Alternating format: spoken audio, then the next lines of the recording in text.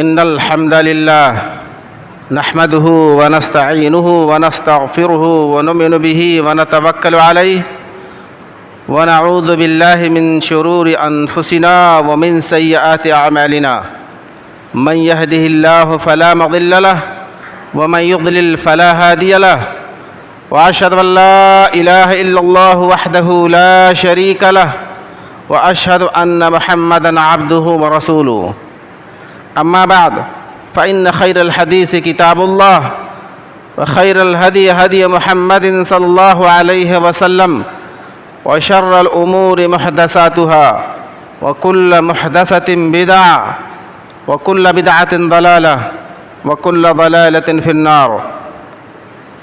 أعوذ بالله السميع العليم من الشيطان الرجيم من همزه ونفخه ونفثه. بسم الله الرحمن الرحيم.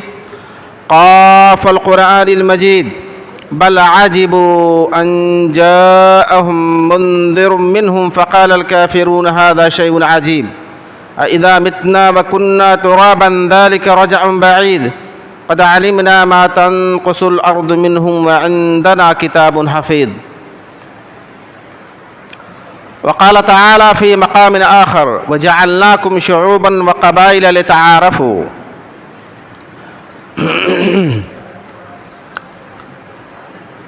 محترم حاضرین جمعہ،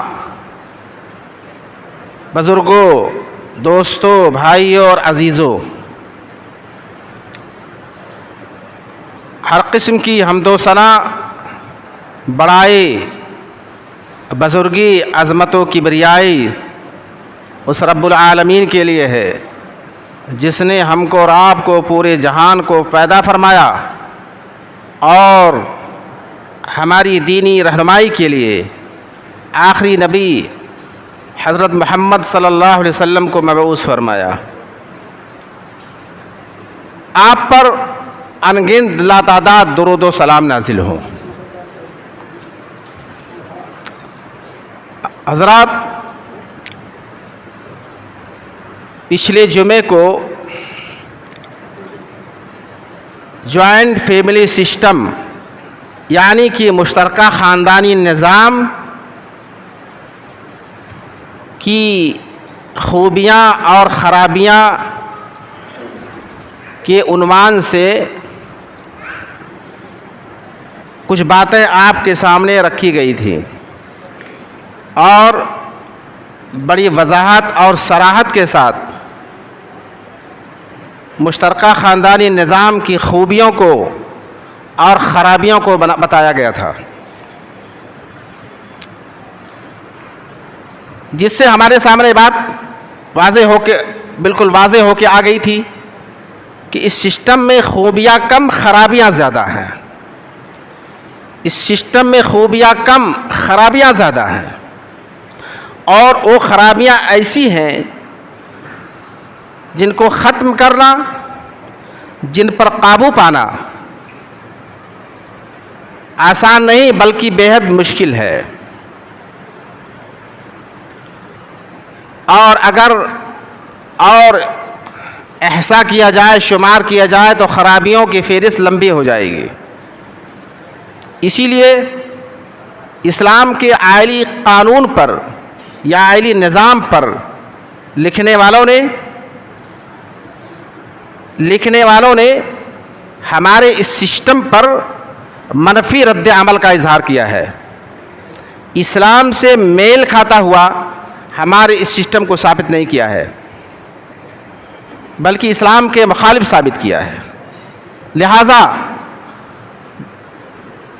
جب ان خرابیوں پر قابو پانا مشکل ہے اور ان کی اصلاح ناممکن ہے تو اسلام یہ کہتا ہے کہ پھر افراد خانہ میں، فیملی میں، بچوں میں بٹوارا ہو جانا چاہیے یا بٹوارا کر دینا چاہیے یا بٹوارا کر لینا چاہیے.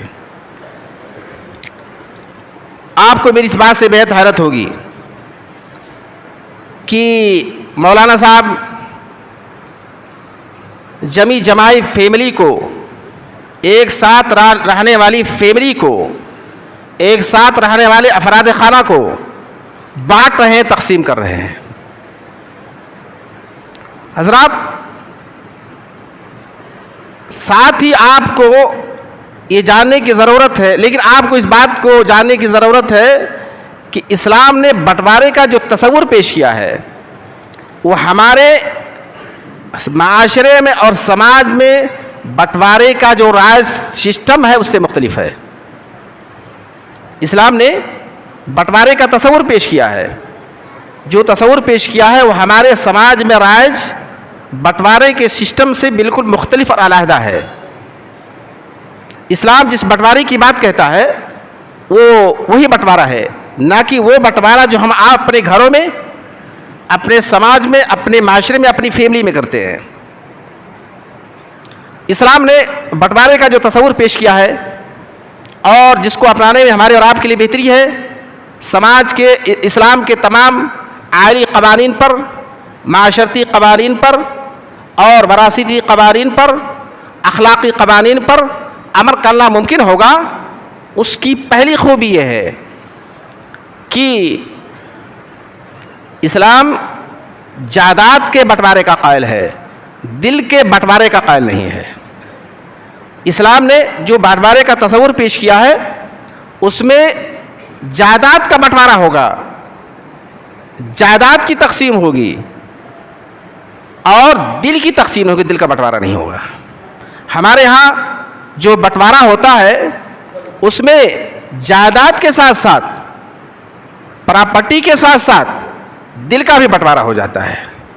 اس لیے ایسا اس لیے ہوتا ہے کہ ہم لوگ جب اختلافات اور تنازعات کی آخری منزل تک پہنچ جاتے ہیں، آخری مرحلے سے گزرنے والے ہوتے ہیں، تب ہمارے یہاں یہ شعور جاگتا ہے کہ بٹوارا کر لینا چاہیے۔ مار پیٹ ہو جاتی ہے اور گریبان پکڑ لیے جاتے ہیں، گالی گلوچ ہوتا ہے، ناچاقیاں آسمان چھونے لگتی ہیں، تب باشعور لوگ کھڑے ہوتے ہیں گھر کے اور کہتے ہیں بھائی اب نبھنے والا نہیں ہے، اب نمٹے گا نہیں معاملہ، اب بٹوارا کر لیا جائے۔ اسلام اس بٹوارے کے خلاف ہے۔ اسلام نے جو تصور پیش کیا ہے اس بٹوارے کے بالکل خلاف پیش کیا ہے۔ جائیداد کا بٹوارا ہونا چاہیے اور جھگڑا جھنجھٹ تنازعات اختلافات سے بہت پہلے ہو جانا چاہیے، اور واقعتاً اگر ایسا ہوتا ہے تو دل کا بٹوارا نہیں ہوگا، جائیداد اور کمائی کا بٹوارا ہوگا۔ جائیداد اور کمائی کا بٹوارا ہو، دل کا بٹوارا بالکل نہیں ہوگا۔ محبتیں قائم رہیں گی، تعلقات بحال رہیں گے، جھگڑے نہیں ہوں گے، بڑا بھائی چھوٹے کو اپنا بھائی تصور کرے گا، چھوٹا بڑے کو اپنا بھائی تصور کرے گا، اور باپ کو اپنا باپ مانے گا، واقعتاً باپ مانے گا، اور اس کے جو آداب ہیں ان آداب کو بجا لائے گا۔ تو معلوم کیا ہوا کہ اسلام نے بلا شبہ ان خرابیوں کی وجہ سے بٹوارے کو ترجیح دی ہے، بٹوارے کو افضل قرار دیا ہے، لیکن بٹوارے کا جو تصور اسلام نے پیش کیا ہے، جو شکل پیش کی ہے، وہ ہمارے بٹوارے کی ان شکلوں سے اکثر مختلف ہے۔ پہلی بات میں نے بتائی کہ ہمارے ہاں بٹوارا اس وقت ہوتا ہے ہمارے معاشرے میں اور سماج میں، ہمارے گھروں میں، جب اختلافات آسمان چھونے لگتے ہیں، مار پیٹ ہو جاتی ہے، دست باگریبا ہو جاتے ہیں اور ناچاقیاں ہو جاتی ہے، دشمنیاں ہو جاتی ہیں، تب بٹوارا ہوتا ہے۔ اسلام نے اس مرحلے، اس منزل تک پہنچنے سے پہلے بٹوارے کا تصور پیش کیا ہے، اور بٹوارا کمائی کا بٹوارا ہونا چاہیے، کمائی کا بٹوارا ہونا چاہیے، اور ان افراد کی کمائی کا بٹوارا جو کمانے والے ہیں، جو کمانے والے ہیں۔ اس سے یہ جو ناچاقیاں پیدا ہوتی ہیں اور اختلافات ہوتے ہیں وہ چیز نہیں قائم رہ پائے گی۔ دوسری چیز اسلامی بٹواری کے اندر جو بتائی گئی ہے وہ یہ کہ بٹوارے کے لیے ضروری نہیں ہے کہ گھر اور چولہا چکی کا بٹوارا ہو۔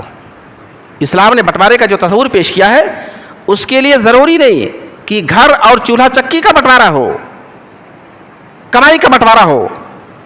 ایسا ہو سکتا ہے کہ چولہا ایک ہی ہو، چکی ایک ہی ہو, گھر ایک ہی ہو, اور لیکن کمائیاں لوگوں کی الگ الگ ہوں, ہر آدمی اپنی کمائی کا مالک ہو. اسلام نے ہر انسان کے مالکانہ حقوق کو تسلیم کیا ہے. اسلام نے ہر انسان کے مالکانہ حقوق کو تسلیم کیا ہے. ہر انسان اپنی کمائی کا مالک ہے. ہم اس مالکانہ حقوق کو تسلیم کرتے ہوئے اگر ایک گھر میں رہنا چاہتے ہیں اور ایک چولہے سے کھانا چاہتے ہیں, ایک چکی سے پیسنا چاہتے ہیں, تو اسلام نے جو تصور پیش کیا ہے اس کے عین مطابق ہے. اسلام نے جو تصور پیش کیا ہے اس کے عین مطابق ہے. ہمارے بھائی یا نوجوان جو خلیج میں یا باہر کے ممالک میں رہتے ہیں, ان کو اس بات کا بہت خوبی سے اچھائی سے آئیڈیا ہے.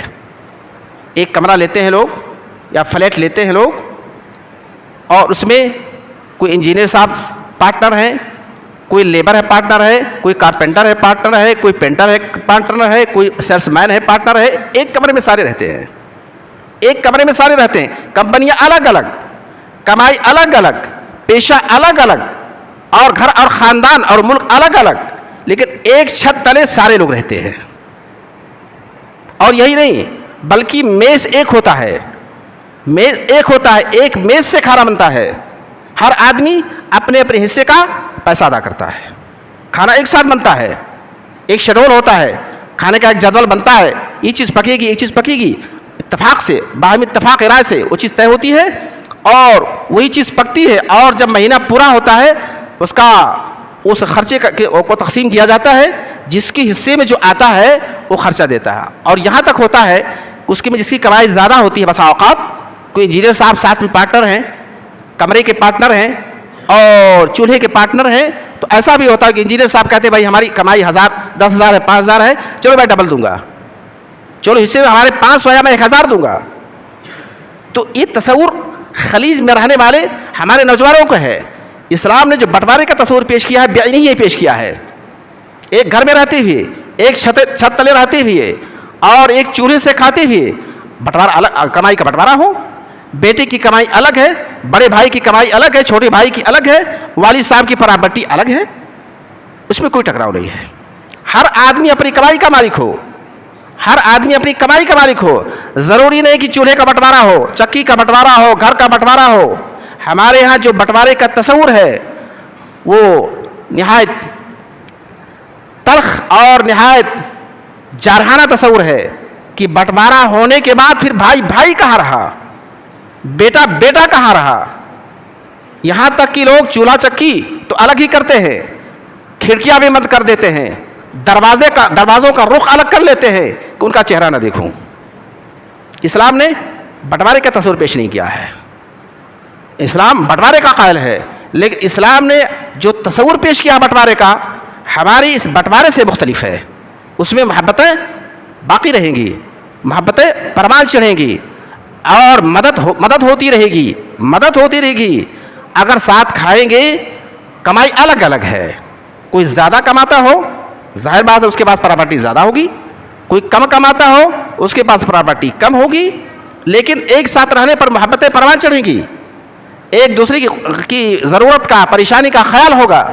لیکن جب محبتیں قائم نہیں ہوتی ہیں, دوریاں ہو جاتی ہیں, جیسا کہ ہمارے یہاں اور آپ کیا ہوتا ہے, آخری منزل پہ بٹوارا ہوتا ہے. جب جھگڑا جھنجھٹ کی انتہا ہو جاتی ہے تب بٹوارا ہوتا ہے, اسلام نے جو تصور پیش کیا بٹوارے کا یہ نہیں ہے, اس سے ہٹ کر ہے. اور اس میں ضروری نہیں کہ ہم گھر الگ کر لیں, گھر کا رخ بدل دیں, کھڑکیاں بند کر دیں, چولہا الگ کر دیں, ضروری نہیں ہے. ایک گھر میں رہتے ہوئے آپ والد صاحب ہو, آپ کی پراپرٹی الگ ہے, آپ اپنی پراپرٹی کے مالک ہو. بیٹا ہے وہ کماتا ہے, وہ اپنی پراپرٹی کا مالک ہے, یا بیٹے کماتے ہیں, ہر ایک اپنی پراپرٹی کا, اپنی کمائی کا مالک ہے. اگر یہ چیز پیش کی جائے تو میرے خیال سے جو دوریاں اور ناچاقیاں ہمارے یہاں پیدا ہوتی ہیں بٹوارے کے بعد, وہ چیزیں پیدا نہیں ہونی پائیں گی. ایک سوال یہ ہے, اب ایک سوال یہ پیدا ہوتا ہے کہ باپ اگر اپنے بیٹوں کو الگ کر دے یا بیٹے از خود باپ سے الگ ہو جائیں اور ان میں سے کوئی غریب ہو جائے, باپ نے مثال کے طور بیٹوں کو بانٹ دیا, سب کو دے دیا, بھیا جاؤ تم الگ ہو، اپنی کمائی کے مالک ہو، لیکن اتفاق سے باپ کے پاس 2 ہی بیگھہ زمین ہے، اس کے پاس آمدنی کا کوئی اور ذریعہ نہیں ہے. باپ کی 2 حالتیں ہو سکتی ہیں بٹوارے کے بعد. ایسا بھی ہو سکتا ہے کہ باپ مالدار ہو، اس کے پاس کارخانے ہیں، دکانیں ہیں، فلاں ہیں، زمین جائیداد ہے، تو اس کو بیٹوں سے لینے کی ضرورت ہی نہیں پڑے گی. اور ایسا بھی ہو سکتا ہے اس کے برعکس کہ باپ کے پاس کم ذریعہ آمدنی ہو یا چھوٹا ذریعہ آمدنی ہو، کوئی چھوٹی سی دکان ہے، 2-4 منڈی یا 2-4 بیگھہ کھیت ہے، اسے اپنی وائف کی زندگی گزارنی ہے، تو ظاہر بات ہے یہ آمدنی اس کے لیے ناکافی ہوگی. اسلام نے اس کا حل کیا پیش کیا ہے. یا اس کا الٹا بھی ہو سکتا ہے، باپ نے سارے بیٹوں کو الگ کر دیا. اب اس میں ایسا بھی ہو سکتا ہے سارے بیٹے ماشاءاللہ تندرست و توانا ہے، کمانے والے ہیں، اچھی کمائی کرتے ہیں، کوئی کسی دوسرے کا محتاج نہیں ہے. اور ایسا بھی ہو سکتا ہے کہ ان میں سے 1-2 یا سارے یا کچھ غریب ہوں، کمائی نہ کر پاتے ہوں، یا تو فطری طور پہ مجبور ہوں، جسمانی طور پہ کمزور ہیں، عقلی طور پہ کمزور ہیں، کسی بھی اعتبار سے کمزور ہیں، تو ان کی گاڑی کیسے چلے گی؟ جب الگ کر دیا جائے، باپ الگ اور بیٹے الگ، ہر آدمی اپنی کمائی کا مالک، تو اس میں اگر باپ مجبور ہو یا اس کے برعکس بیٹے مجبور ہوں، تو اسلام نے اس کا حل کیا پیش کیا ہے؟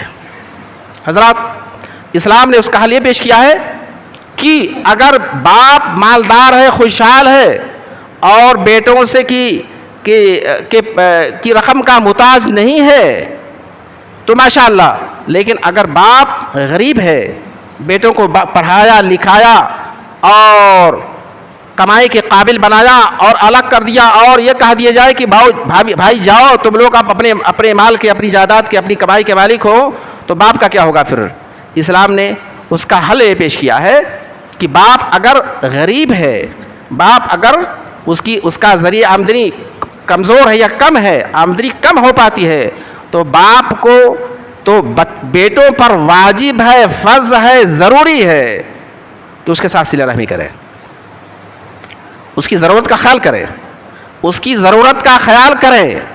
اور خیال کرنے کو بر الوالدین میں شمار کیا گیا ہے، اور نہ خیال کرنے کو حقوق الوالدین میں شمار کیا گیا ہے. باپ کی نافرمانی ہے یا والدین کی نافرمانی ہے. اگر باپ پریشان حال ہے، اس کا ذریعہ آمدنی کم یا تھوڑا ہے، کمائی کم ہے، اس کا گزر اوقات اس سے نہیں ہو پائے گا، اور بیٹی ماشاءاللہ کما رہے ہیں، پڑھ لکھ کے جوان ہو گئے اور تندرست و توانا ہے، محنت کرتے ہیں، اچھی خاصی کمائی کرتے ہیں، پراپرٹی بنا لی ہے، تو ان کا فرض ہے، شرعی طور پر واجب ہے، ضروری ہے کہ وہ باپ کا خیال کریں، اس کے نان و نفقے کا خیال کریں گے، اس کی ضروریات کا خیال کریں گے.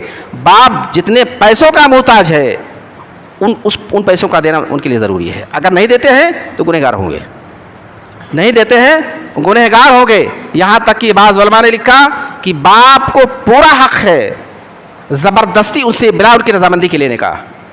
باپ کی اگر کمائی اس کے نان و نفقہ کے لیے، اس کے خرچے کے لیے پوری نہیں ہوتی ہے، تو باپ کو پورا حق ہے ان سے زبردستی لینے کا، ان کی رضامندی کے بغیر زبردستی لینے کا پورا حق ہے. باپ کے ساتھ چھوٹے بھائی ہے، ابھی نابالغ ہے، باپ کے ساتھ ایک بیٹی ابھی کی شادی نہیں ہوئی ہے، ایک بیٹی ہے جو معذور ہے، ظاہر بات ہے باپ پر یہ سارا بوجھ ہوگا. اگر باپ کو اللہ نے دولت سے نوازا ہے تو ان کی کفالت کرے گا، لیکن اگر دولت اتنی نہیں ہے باپ سب کی کفالت کر سکے، تو اولاد جن کو باپ نے کمائی کے ساتھ الگ کر دیا ہے ان کی پوری ذمہ داری بنتی ہے کہ وہ اپنے باپ کا خیال کرے، اور جس طرح سے ممکن ہو یا تو بٹوارا کر کے بھائی آپس میں بٹوارا کر لے کہ ہم 5-5 ہزار 10-10 ہزار والد صاحب کو مہینے میں دیں گے، یا حسب حیثیت فیصلہ کر لے.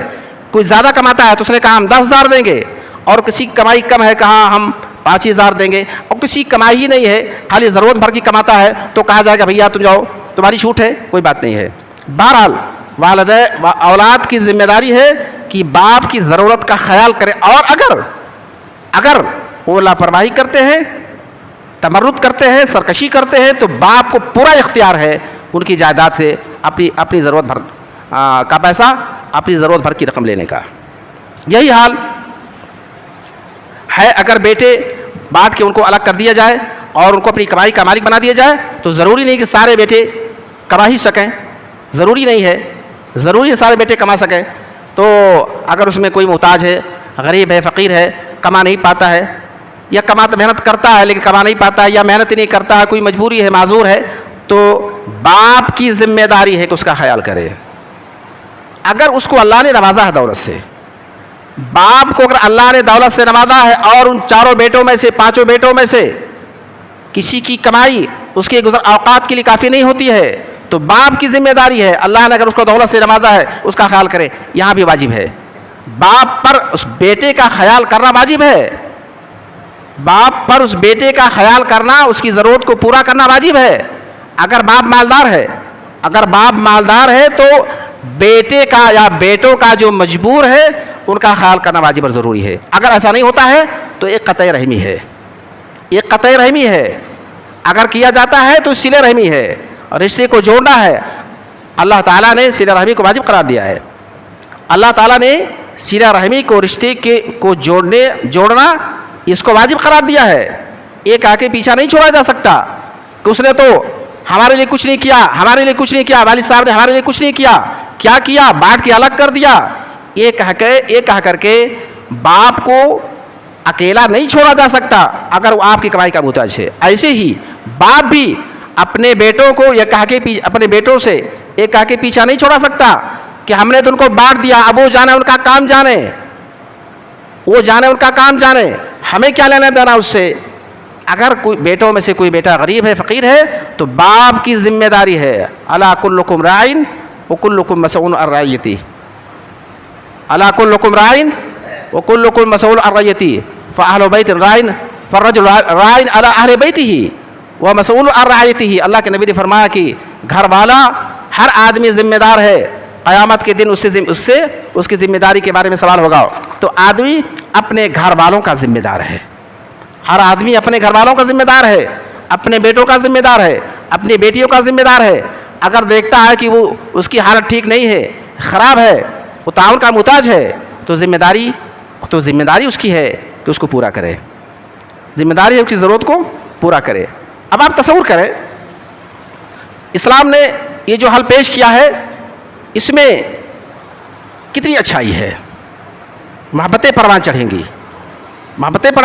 چڑھیں گی، دشمنیاں نہیں قائم ہوگی، محبتیں قائم ہوگی، دشمنیاں نہیں قائم ہوگی، تعلقات استوار ہوں گے، تعلقات کو بڑھاوا ملے گا اور ان چیزوں کی حوصلہ افزائی ہوگی. اسلام نے بٹوارے کا یہی تصور پیش کیا ہے. لہذا موجودہ عائلی نظام کے تناظر میں، موجودہ عائلی یا فیملی مشترکہ خاندانی نظام کے تناظر میں یہی بات کہی جانے کے قابل ہے کہ اگر یہ صورت اپنائی جائے تو ہمارا یہ جو عائلی سسٹم ہے، مشترکہ خاندانی نظام کا سسٹم ہے، اس میں بہتری آئے گی، تعلقات استوار ہوں گے، جھگڑے جھنجھٹ نہیں ہوں گے. اور ایک بات اور عرض کر دوں کہ بٹوارے کی نوبت آئے گی کب؟ بٹوارا کب ہونا چاہیے؟ بیٹوں کا بالغ ہونے کے بعد. یہ بٹوارا ہونا چاہیے بالغ ہونے کے بعد. بالغ ہونے تک، لڑکے کے بالغ ہونے تک اس کی پرورش کی ذمہ داری باپ کی ہے. اور بعض علماء نے کہا کہ شادی تک، اور لڑکی کی شادی تک اس کی پرورش کی ذمہ داری باپ کی ہے. لڑکی کی شادی تک اور بیٹے کے بلوغت تک، یا بعض علماء نے کہا کہ اس کی شادی تک پرورش کی ذمہ داری باپ کی ہے. باپ کا کام ہے کہ اس کی پرورش کرے، اس کو پالے پوسے، اس کی شادی کر دے، اس کے بعد وہ فارغ البال ہو گیا، اس کی ذمہ داری ختم ہو گئی، اب وہ کمائی کھائیں. اب اگر محتاج ہے، پریشان حال ہے تو ان کا خیال کرے اگر اللہ نے اس کو دولت سے نوازا ہے. لہذا بٹوارے کی دو شکلیں ہو سکتی ہیں. بٹوارے کی دو شکلیں ہو سکتی. ایک شکل یہ ہے کہ اگر کوئی صاحب اولاد ہیں، ابھی ان کے بچے بالغ نہیں ہوئے ہیں، تو وہ یہ طریقہ اپنا سکتے ہیں، بڑے بچے کو پالا پوسا، پڑھایا لکھایا، چلو اس کی شادی کر دی، اس کے بعد کہا بھیا اب آپ آزاد ہو، اپنی کمائی کے آپ مالک ہو. ہاں میں غریب ہوں، میرے پاس اتنی کھیتی نہیں کہ اپنا بوجھ اٹھا سکوں، ہمارے ساتھ تمہارا چھوٹا بھائی بھی ہے، تمہاری بہن بھی ہے، تمہاری ماں بھی ہے، تم ہم کو مہینے میں اتنا 1000 دو گے. اپنی ضرورت اور اس کی کمائی دونوں کا خیال کرتے ہوئے باپ فرض کرے گا بیٹے پر کہ ٹھیک ہے آج سے تم آزاد ہو، جو کماؤ تمہارا ہے، تمہارا اس پر مالکانہ حق ہے، لیکن ہمارے ساتھ تمہارا چھوٹا بھائی، تمہاری چھوٹی بہن ہے، تمہاری ماں ہے، میری آمدنی اتنی نہیں کہ میں سب کا خرچہ برداشت کر سکوں، لہذا تم آزاد ہو اور یہ طے کرتا ہوں 10,000 5,000 اس کی آمدنی کے حساب سے اور اپنی ضرورت کے حساب سے تمہیں دینا پڑے گا۔ بیٹے کی ذمہ داری ہے کہ اس شرط کو قبول کرے، اس کے بعد اپنی کمائی کا بٹوارا کر لے۔ اور اگر ایسا نہیں ہے، ایسا نہیں ہوا، کوئی صاحب بٹوارا کرنا چاہتے ہیں لیکن بیٹے بڑے ہو چکے ہیں، بیٹے بڑے ہو چکے ہیں، 10 سال 5 سال سے کمائیاں ہو رہی ہیں، بیٹے کما رہے ہیں، اور تو ایسی صورت میں باپ کی جو بپوتی ہے، باپ کی جو موروثی جائیداد ہے، اس موروثی جائیداد کو چھوڑ کر کے بیٹوں نے جو پراپرٹی بنائی ہے اس پراپرٹی میں بٹوانا ہو چاہیے۔ بیٹوں نے جو پراپرٹی بنائی ہے اس پراپرٹی میں بٹوانا ہونا چاہیے۔ باپ کی اپنی جائیداد، بپنس یا بپوتی یا موروثی جائیداد صرف ہونی چاہیے، وہ باپ کی پراپرٹی ہے، اس میں کوئی اٹیک نہیں کر سکتا۔ جیسے باپ بیٹے کو آزاد کمائی کا مالک بنانے کے بعد اس کی کمائی پر اٹیک نہیں کر سکتا کہ تمہاری کمائی کا میں مالک ہوں، کمائی میرے نام کرو، فائدہ اٹھا سکتا ہے، ایسے ہی باپ کی جو اصل موروثی جائیداد ہے وہ باپ کی ہے، مرنے کے بعد اس میں وراثت لگے گی۔ زندگی میں دعویٰ کر کے کسی زور، قانون کے زور پر، کسی زور پر لینا قطعاً جائز نہیں ہے۔ اس لیے کہ اسلام نے ہر ایک کے مالکانہ حقوق کو تسلیم کیا ہے۔ باپ کی پراپرٹی باپ کی ہے، آپ کی کمائی جب آپ کی ہو گئی تو باپ کی پراپرٹی باپ کی ہوئی، کسی دوسرے کو، کسی ایک کو بھی دوسری کمائی میں انٹرفیئر کرنے کا کوئی حق نہیں پہنچتا ہے۔ ہاں استفادہ کرنے کا، فائدہ اٹھانے کا حق پہنچتا ہے۔ اگر آپ غریب ہو تو باپ آپ کی مدد کرے گا، آپ کی مدد کرے گا، اگر باپ غریب ہے تو آپ اس کی مدد کرو گے، لیکن جائیداد دونوں کی الگ الگ ہونی چاہیے۔ یہ سسٹم ہونا چاہیے۔ اگر اس طرح سے بٹوارے کو اپنایا جائے اور بٹوارے کی شکل اختیار کی جائے تو انشاءاللہ محبتیں قائم رہیں گی، اور اسلام نے جو اپنا آئلی نظام پیش کیا ہے، آئلی نظام پیش کیا ہے، اس کے مطابق عمل ہو سکے گا۔ رب العالمین سے دعا ہے کہ رب العالمین ہم کو اور آپ کو نیک عمل کرنے کی توفیق عنایت فرمائے۔ میری باتیں شاید آپ پر شاق گزریں، اس لیے کہ ایک بنے بنائے سسٹم کے خلاف بولنا، بنے بنائے سسٹم کے خلاف بولنا، اپنے آپ کو لوگوں کی ملامت کا مستحق بنانا ہوتا ہے، لوگوں کی ملامتیں سننی پڑتی ہیں، کانافوسیاں ہوتی ہیں کہ اسلام کو دیکھو، مولانا صاحب کو دیکھو بٹوارا کرا رہے ہیں۔ بلا شبہ اسلام نے جو بھی تعلیم پیش کی ہے، معاشرتی تعلیم ہو، اقتصادی تعلیم ہو، معاشی تعلیم ہو، تعلیمی تعلیم ہو، جتنی بھی تعلیمات اسلام نے پیش کی ہیں وہ ہمارے حق میں ہیں، ہماری فلاح و بہبود کے لیے ہیں۔ ہمیں بھلے خراب لگے، کسی نظام سے نکلنا بہت مشکل ہوتا ہے، لیکن اسلام نے اس میں خیر کا جو پہلو بتایا ہے، وہ خیر کا پہلو چھپا ہوتا ہے تو ہمیں برا لگتا ہے، خیر کا جو پہلو ہمارے سامنے آئے گا تو ہمیں اس میں بھلائی نظر آئے گی۔ اب آج کل تو زمانہ بدل گیا ہے، حالات بدل گئے ہیں، ظروف بدل گئے ہیں، بیٹے کما رہے ہیں، باپ محتاج بنا بیٹھا ہے، ایسے میں تھوڑی سی ذہنیت بدل رہی، لوگوں کی ذہن میں تبدیلی آ رہی ہے، لیکن ضرورت اس بات کی ہے کہ اسی بات کو سچائی کے ساتھ کہہ کر کے، سن کر کے کر لیا جائے، سچائی کے ساتھ۔ لوگوں کے ذہنوں میں وہی باتیں ہیں، زونوں کے ذہنوں میں وہی باتیں ہیں، باپ بھی چاہتا ہے کہ وہ کماتا نہیں، خالی گھومتا ہے، اس کو الگ کر دوں۔